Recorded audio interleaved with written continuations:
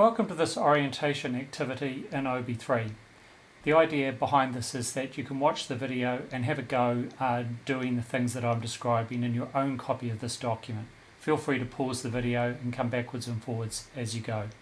So let's get started. The first step we're going to do is changing the name of the document. So what we do here is if I just click on the title to select it, and you'll notice the flashing I-beam indicates I can edit, then I can backspace and I can put my name in, and then that will change that. So the next thing we're going to do is have a go at inserting a paragraph. As the instructions here note, as you drag your mouse over the screen, you'll notice a little blue plus sign appearing in the margin, and that indicates that you can insert a paragraph by clicking at that point. So I'm just going to click here and type to add some content into that. For your interest, if you wanted to change the style of the content, just as per normal, you can select the content and go over to the sidebar here and change the properties, to make it italic or bold, or to add a hyperlink in. So the next thing we're going to do is to add some content from a web page, and the instructions here are going to tell you to open up Wikipedia in another tab as an example source, and to copy a paragraph and come back and paste it. So let's do that now. Go over to Wikipedia. I'm just going to open the featured article of today, and I'm going to find some content to copy and paste.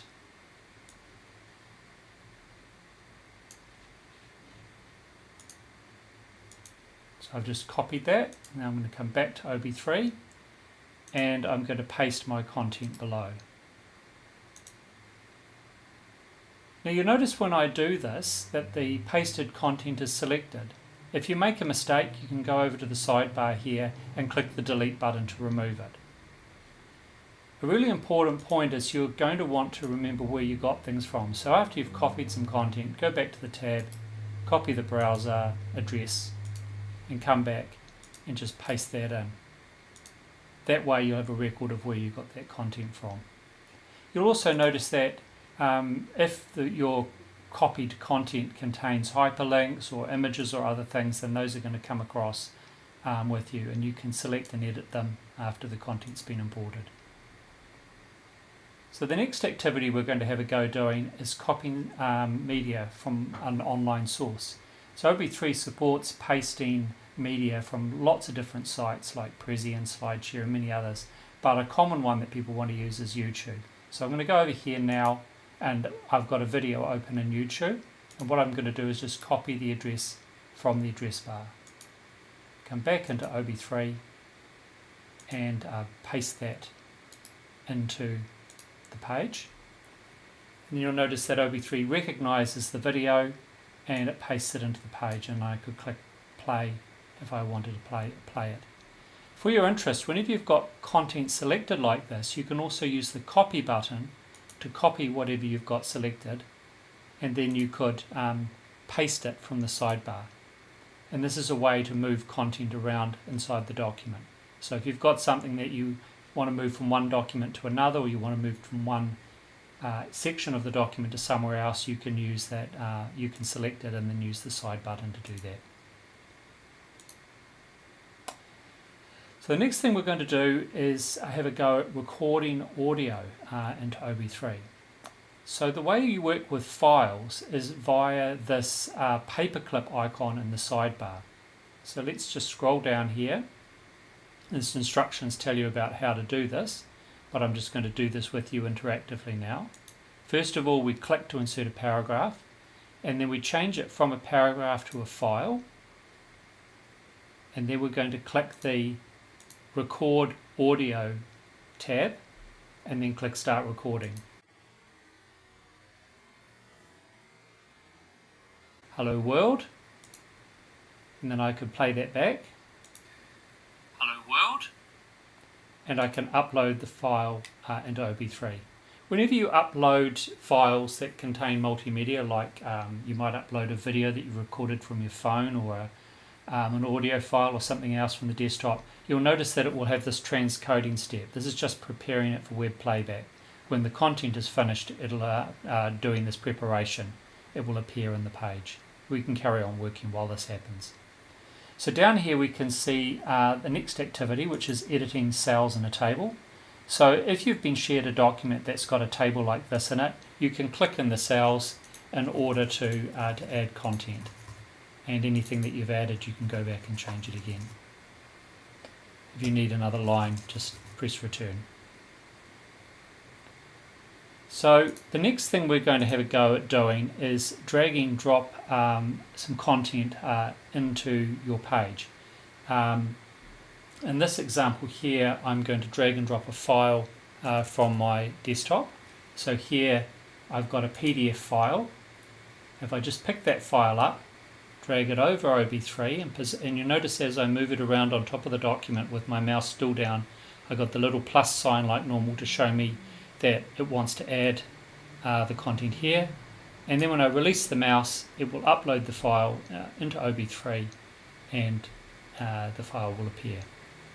Again, we can just carry on working while that happens.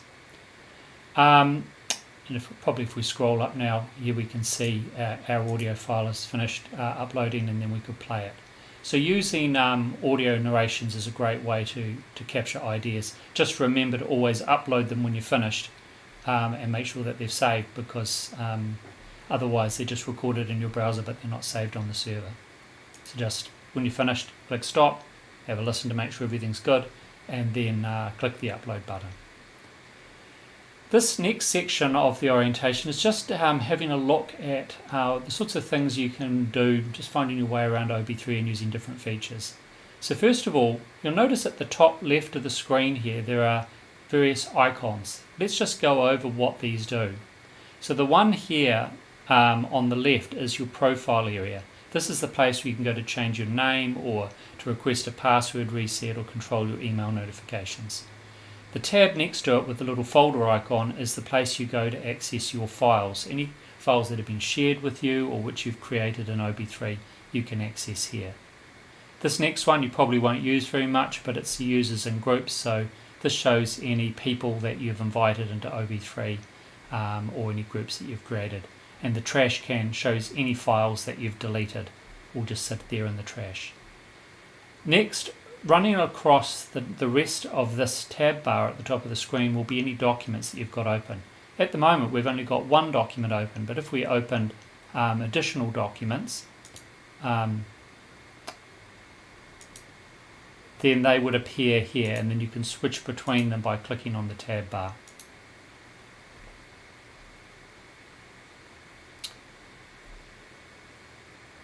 One other thing that's really important to note about this orientation area is the second line. This area here, which we call the breadcrumb trail, which shows the location of the file you're viewing. So OB3 uses files and folders to organize content, just like you would on your computer. So you can see here that this orientation day activity document is sitting inside the reflective practice folder, which is sitting inside your files.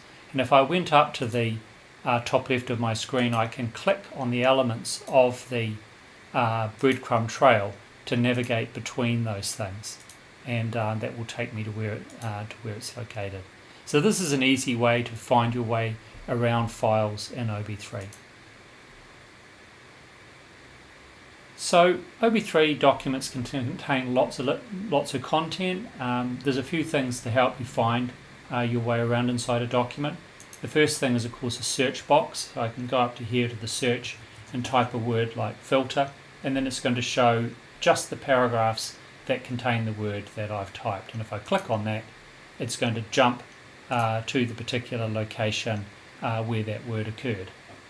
Another one that's really good to know about is the table of contents button.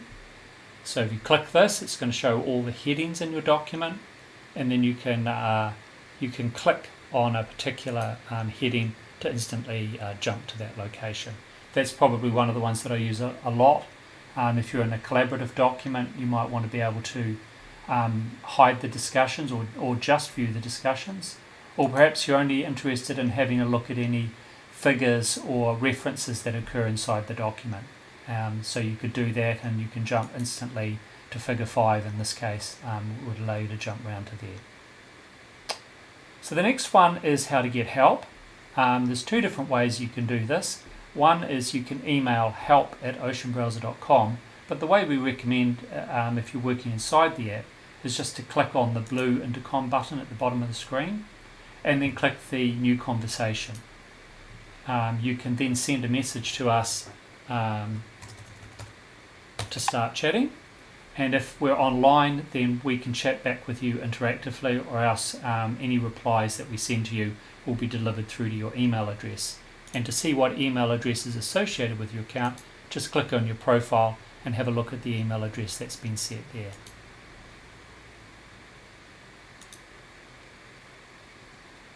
Another really useful feature in OB3 is printing. So if you want to print out a document, you can just you can type Command P or select print from the file menu in your browser, and the document you're viewing will appear in its print layout form, and then you could save out to PDF as you want. So that's a great way to make a backup of your content, or to get content out in a printed format.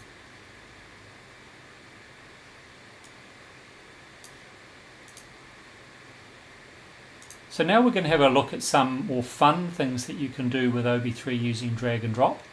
So in addition to dragging and dropping files to OB3, you can also drag content from other windows. So for example, let's imagine you had a Word document open and you've got some content in there. Now you could select this content and copy it and paste it, but you can also drag and drop it. And to do this, what you would do is select the content that you want to move, release your mouse, and then click down again and drag the selected item over and drop it into OB3. And when you do that, the content will appear instantly inside the page. Just a little note, if you're dragging from Word and you have a whole lot of images in here, you'll need to drag the images one by one. That's just a limit of how browser clipboards work. They'll only let you import images one at a time. So just go back afterwards and select and drag the images individually and drop them to the appropriate places. And dragging and dropping files, I think I've already shown you this, but you can also drag and drop a file by going over to the desktop and picking it up and dragging it in. The other way that you can do that is just to insert a paragraph, go over to the side, click on the Files tab, and upload the file manually by clicking and then selecting the file inside the conventional file upload dialog. There are another thing you can do with drag and drop is drag content around inside an OB3 document. So if you want to move, say if I wanted to move this file to another location, I've got two ways I could do it. I can select the file and I can use this cut and paste features in the sidebar to move it. Or I can click between the left edge of the document and the start of the text in this white margin area, so not outside here but inside the document. And if I click and drag, you'll get this message dragging one item, and then I can move it to another location inside the document to move it around.